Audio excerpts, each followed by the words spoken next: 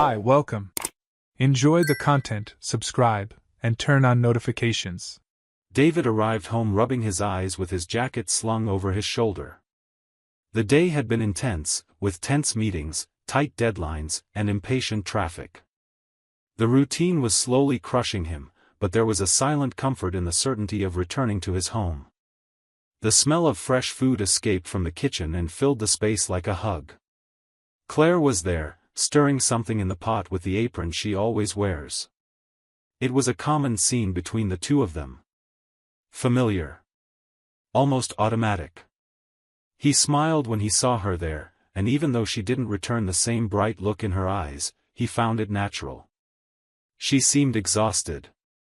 Her hair was tied up carelessly, her posture slumped, and her eyes carried a shadow of fatigue. David went over to her, kissed her forehead, and asked how her day had been. Claire responded with a brief nod and a tiring, without going into details. It wasn't usual for her to be so curt, but he understood. It was Monday. The start of the week was always heavier for her too. He grabbed 2 plates and started helping to set the table, trying to preserve that silent partnership they had cultivated over time. During dinner, they tried to keep a conversation going. David talked about the new project at work, about a colleague who was getting promoted, and about the client who requested absurd last-minute changes. Claire listened, but she seemed distant. She moved her food around, adjusted the napkin, and glanced at her phone from time to time. When he mentioned thinking about taking a few days off to visit his sister in Denver, Claire just nodded and murmured that she had no plans for rest. David held his fork for a moment, trying to decipher her behavior, but soon let it go. He thought it might just be stress. After dinner, he washed the dishes while Claire took a shower. The water ran for a long time in the bathroom, longer than usual. David finished cleaning the kitchen and sat on the couch. He picked up the remote control, but he wasn't paying attention to the TV. The sound was just a background to the silent whirlwind of thoughts starting to form. Something inside him warned there was tension in the air, but he rejected the idea. It was as if admitting this discomfort would be like opening the door to greater pain. And he wasn't ready. Claire came out of the shower wearing a robe, passed by him saying she had a headache and was going to bed early. He replied that he would follow shortly. When she entered the bedroom, he stayed there a little longer. Not because he was interested in the program, but because he needed a break before facing the bed divided by an unusual silence. When he finally entered the room, she was already asleep, turned to the other side of the bed. He lay down quietly, stared at the ceiling for a while, and closed his eyes trying to push away any uncomfortable feelings. The middle of the night was interrupted by a persistent thirst. David got up and went to the kitchen for some water. As he passed the counter, something caught his attention. Claire's bag was open. That was unusual. Claire was meticulous, almost obsessive about her belongings. She always said she hated leaving things out of place, especially her bag. David stopped for a few seconds. He hesitated. Then approached. The zipper was wide open, and the contents were exposed. He didn't want to invade her privacy. He took a deep breath and leaned in, intending only to close it. But a piece of paper stood out among the items. It was a receipt. He recognized the type of paper and format. Restaurant bills usually came like this. He read the name of the place. He had never heard of it. He checked the date. A recent Friday. On the same day Claire had said she would have a meeting that would extend late. He remembered sending her a message asking if she wanted him to pick up something to eat, but she replied saying they were already arranging pizza at the office. The bill, however, was from an elegant restaurant specializing in French cuisine, and the marked time was close to midnight. David stood still for a few minutes with the paper in his hands. 1,000 thoughts raced through his mind. He tried to fit that information into something logical. Maybe a business dinner?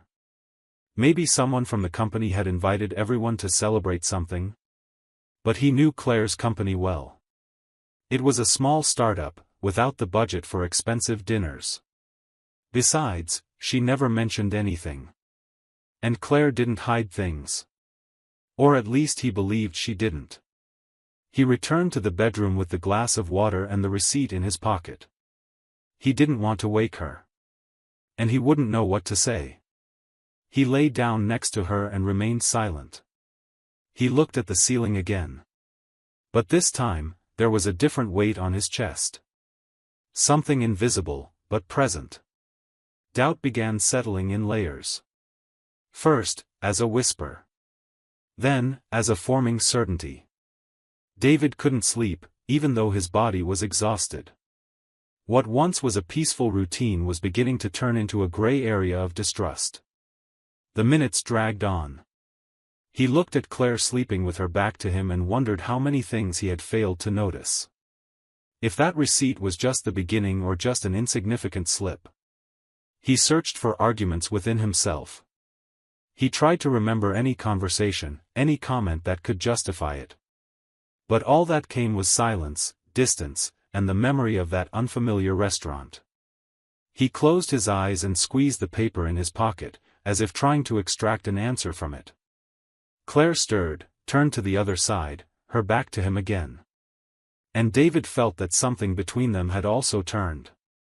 Without making a sound, he turned to the opposite side and tried to rest. But that night would no longer be like the others. From then on, everything that once seemed solid was beginning to crack, little by little. David woke up with heavy eyes and a mind still spinning with the questions that kept him awake until the first light of dawn. The receipt was still in the pocket of the jeans lying next to the bed. He knew it was there, but he avoided touching it, as if it were a spark that could ignite something irreversible. Claire was still sleeping. Her face calm, her hands intertwined on the pillow. For a few minutes, he watched her, trying to understand how this woman, with whom he shared so many years of life, could now provoke this kind of feeling inside him. It wasn't anger. It was closer to bitter confusion.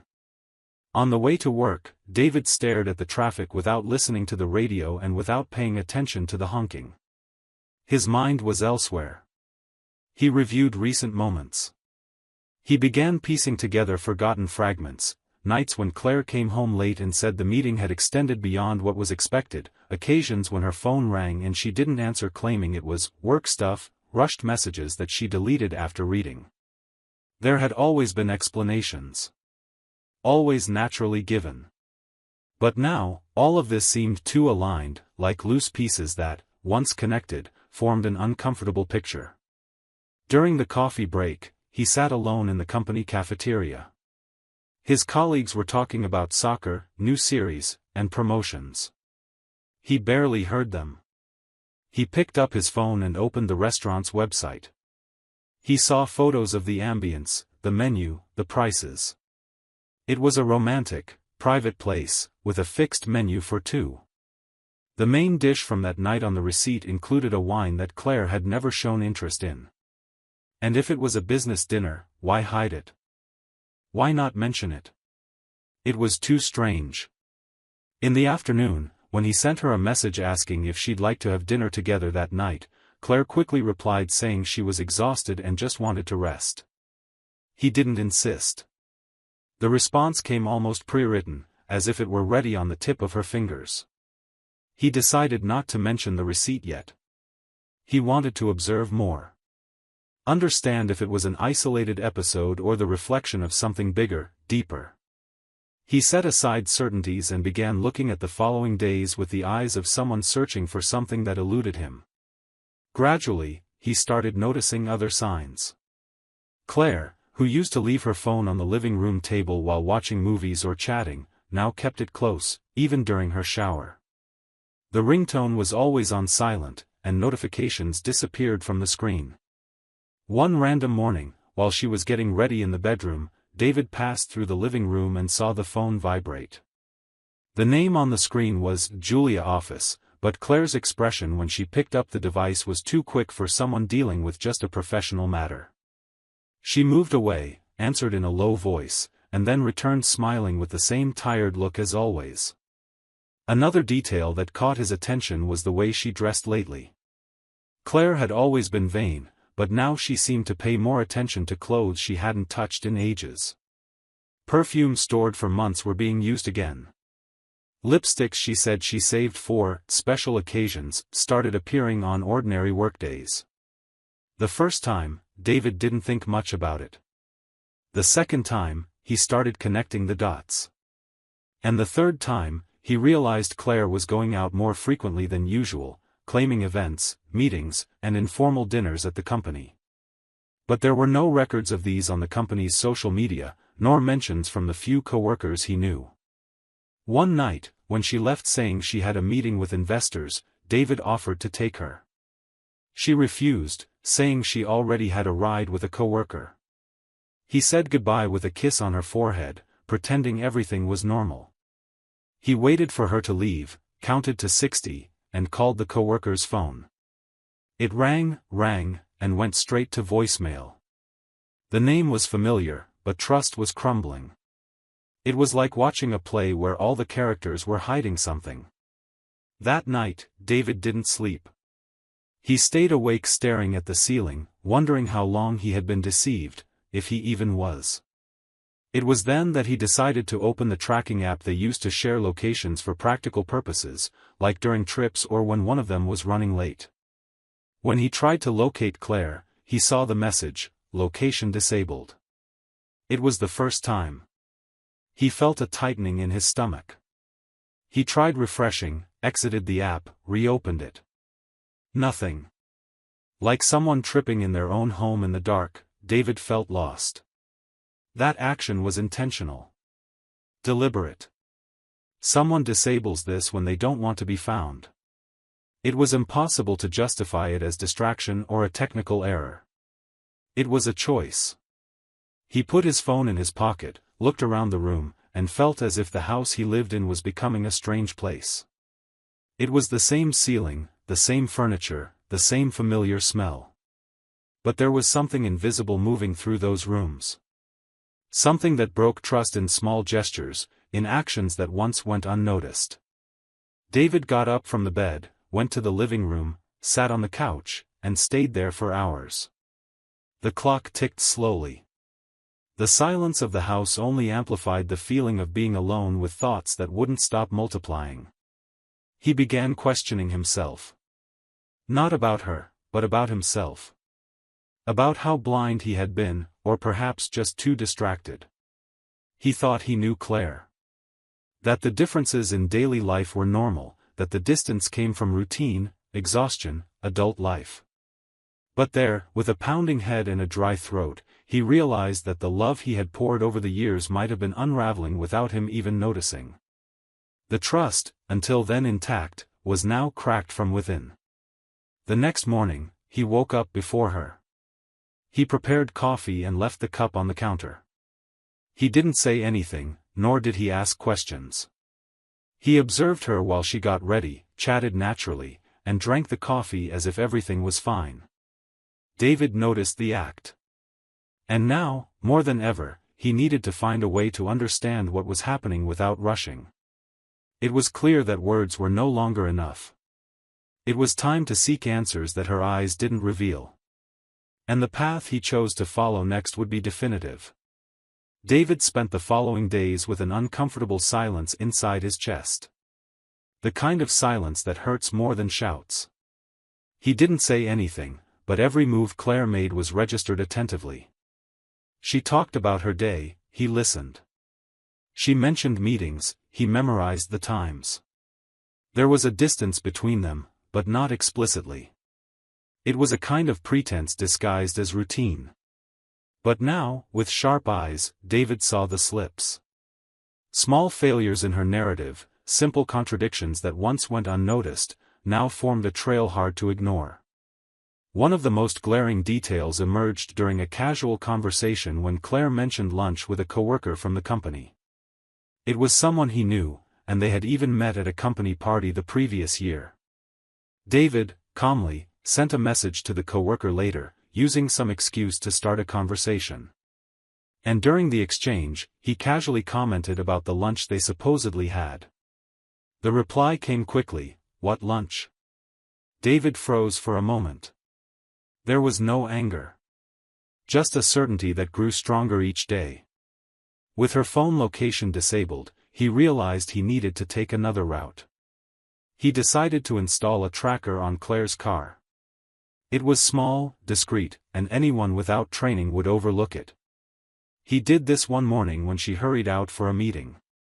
He followed her route calmly, let her turn the corner, and in less than 2 minutes, placed the device on the rear bumper. He returned home with sweaty hands, despite not having exerted any effort. It was the weight of what it represented. Throughout the rest of the day, he kept the tracking app open on his phone. Her car passed through usual places, the office, the pharmacy, the supermarket. Nothing alarming. But David knew what he was looking for wouldn't appear so quickly. He had to wait. The following days were similar, as if Claire sensed she was being watched. Until one Thursday night, she came home saying there would be a longer meeting with the team. They might order dinner there since they would review the quarterly goals. David just listened. He gave her a kiss on the cheek, wished her good luck, and said he would stay home working on some reports. As soon as she left, he grabbed his phone and opened the app. The car left the garage, took the usual route downtown, but instead of stopping near the company building, it went further. The dot on the map stopped at an address he didn't recognize immediately. He typed the street name into the navigator. It was a hotel. Discreet, but with good reviews. David stared at the screen for a few seconds. He took a deep breath, put on his jacket, and left without saying anything. Along the way, his heart seemed to beat out of rhythm. His mind reviewed every conversation, every smile of hers in recent days. It was like watching a movie, only in real time with the script collapsing right in front of his eyes. When he parked near the hotel, he kept the car turned off for a few minutes. He looked at the entrance, at the people passing by, but Claire wasn't there. Not yet. He picked up his phone and made a call. Her voice answered with some urgency. "Hi, love, I'm in a meeting. Can I call you back later?" David kept a calm tone.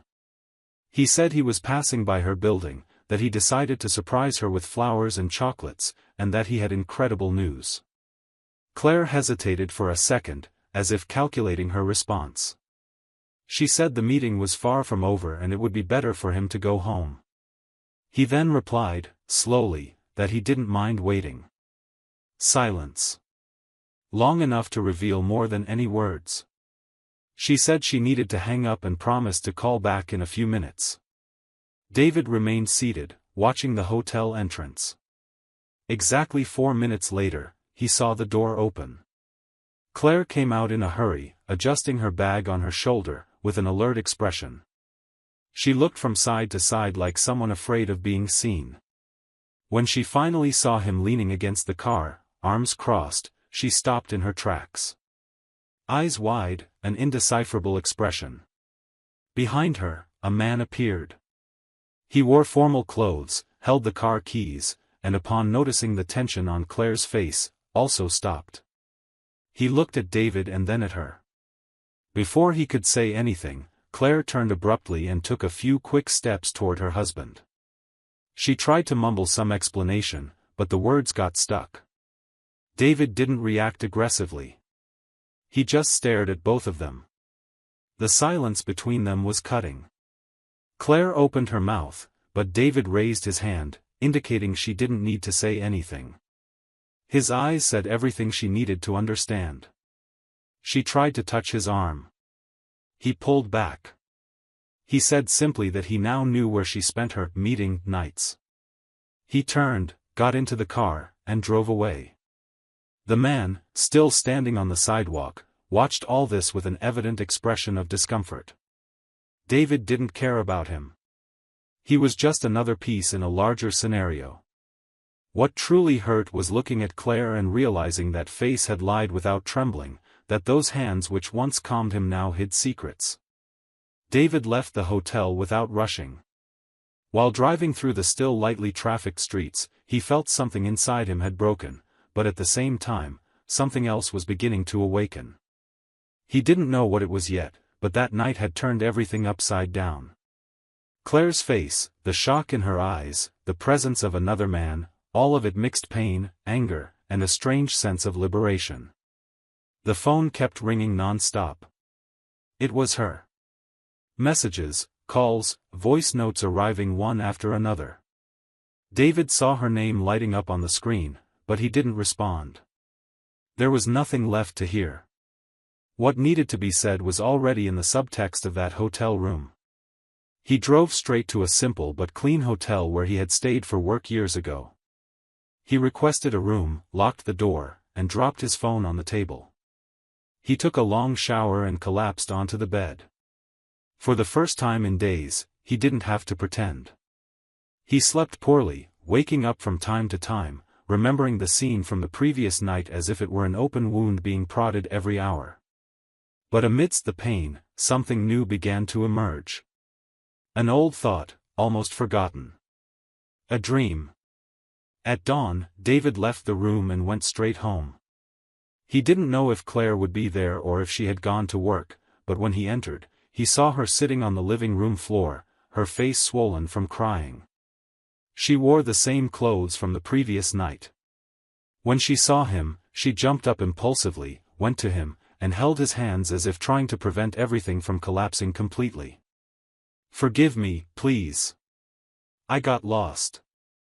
I was selfish. I don't know why I did it, but I love you. I swear I love you." Her eyes were full of despair. Her voice trembled. She seemed genuinely sorry, but for David, that was no longer enough. He gently pulled his hands away, stepping back slowly. He looked around and said something she didn't expect to hear. "You know what that night did to me? It woke me up. It reminded me of something I buried many years ago." Claire stared at him, confused, tears welling up in her eyes. David continued, "Before I met you, my plan was to live by the sea, in Mexico. I wanted peace. Simplicity. Sand between my toes. But then life happened, the bills, the comforts, and I settled, until I completely forgot about myself." She tried to interrupt, but he firmly raised his hand. "You betrayed me. And it deeply hurt me. But it also reignited something in me that had been extinguished. And now I see that I don't want to live this version of my life anymore." Claire approached, her voice low. "Are you saying you're giving up on everything? On our story?" David looked her straight in the eyes. "Our story, you gave up on first." Without wasting time, he went to the phone, searched for the number of the lawyer a colleague had mentioned a while back, and dialed it in front of her. "Good afternoon, Doctor. This is David Miller. Something serious has happened. I need to initiate divorce proceedings. It was infidelity, and I want to resolve this clearly, without delays." Claire stood there, frozen. Tears streamed down, but he no longer looked at her. The call ended, and he left the room with firm steps. In the following days, David stayed at a hotel near his workplace. He avoided contact with Claire, communicating only when necessary for legal matters. With each passing day, he felt lighter. As if he were finally breathing deeply after years of holding his breath. The process moved quickly. Claire didn't contest. Perhaps out of guilt, perhaps because she understood she had lost more than she imagined. And when the papers arrived confirming they were officially divorced, David made his final decision. He quit his job. He sold the house they had shared. He got rid of everything that tied him to that former life. With the savings accumulated over the years, he bought a one-way ticket to Mexico. He rented a small house facing the sea, in a quiet village, where the days began with the sound of waves and ended with salty breezes drifting through the window.